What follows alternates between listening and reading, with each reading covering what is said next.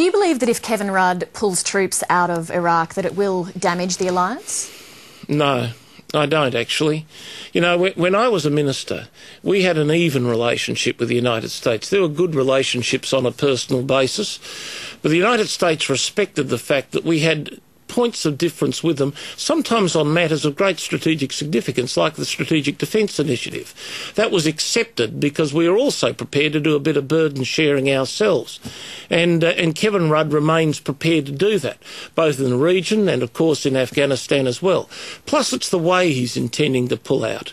The simple fact of the matter is the Australian troops are associated with the British deployment more than they are with the Americans. Nothing is more evident now that Gordon Brown has started the process of running down the British deployment.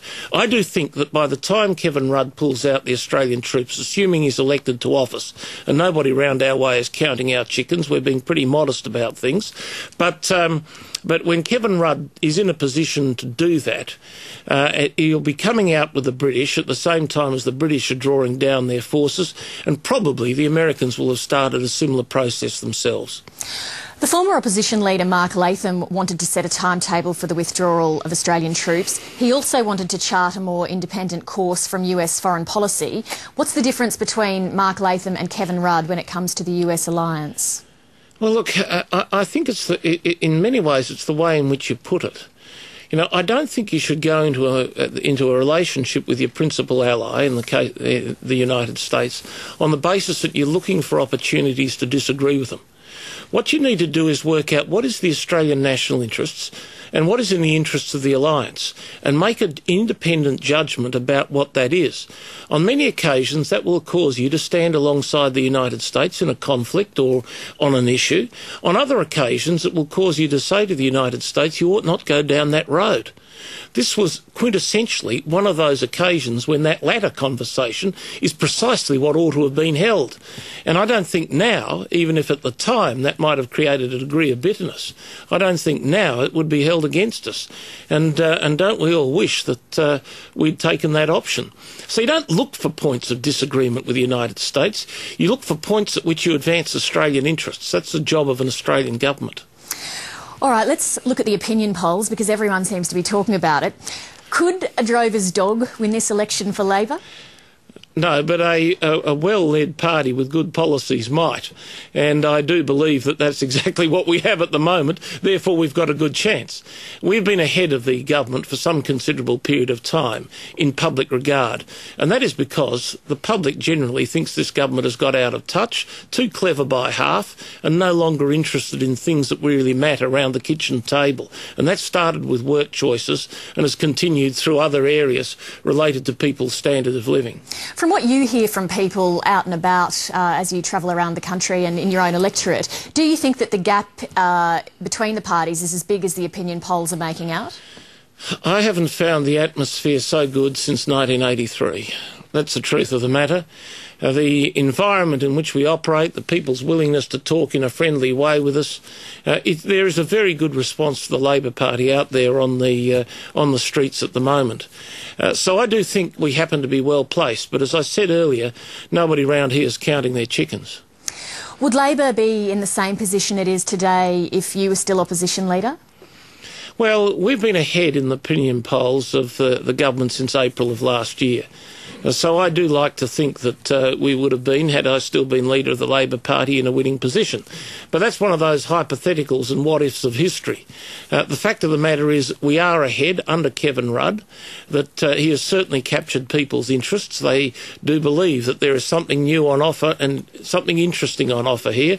And I think if they'd watched the last day's events, his conversations with George Bush, his performance with the Chinese president at lunch today, I do think that the people who are starting to form a judgment that they might have someone new and interesting here would have the view that they're coming to the correct conclusion. In your view, what is the single biggest factor working against John Howard? There is no doubt that the rot started for John Howard with work choices. That was not foreshadowed at the last election. It was a smack aimed straight at the ordinary working class Liberal voter, which constitutes about half the Liberal Party vote. And they regarded John Howard as having turned his back on them. Those aspirational folk in the community, most of whom had always voted Liberal, even though they may have been skilled workers and many of them trade unionists, always voted Liberal, believed that Howard decisively had turned his back on them. That has caused them to question lots of other things about John Howard and John Howard's administration. That's, if you like, from Middle Australia. From other areas in Australia, there's been other question marks put over John Howard, the so-called doctors' wives, the sort of people in the leafy glades who take very seriously foreign policy issues in relation to reconciliation, issues in relation to the environment and the like. And they feel that John Howard's out of touch with them on those issues as well. So John Howard's been caught in a pincer movement of people who are traditional voters for the Liberal Party from all social categories in this country. It's a very bad position for him to have got himself into. Only arrogance and hubris has put him there. You and John Howard have both been in the federal parliament for around 30 years. You've gone up against him in 2 elections, so you know the man's mettle. Do you think that there's any prospect that at this moment John Howard would relinquish the leadership? Well, that'd be something, wouldn't it? The rabbit that John Howard pulls out of the hat is himself. And I think he'd probably take the view that that was cutting and running, and therefore he would not do it. But I don't rule out anything in this at this point of time. There's no doubt if he did do that, there'd be a slight period of honeymoon for his successor, who'd probably be Peter Costello, were he to do that. But I don't think the honeymoon would last very long. Actually, 1 or 2 Liberals have raised that with me, I have to tell you.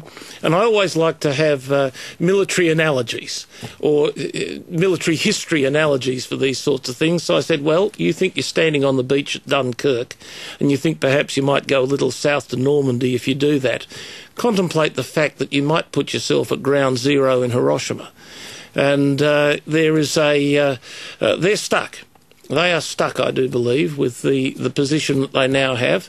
And the public is onto them, and I don't think it matters who is their leader. They're going to have a deal of trouble in this election campaign.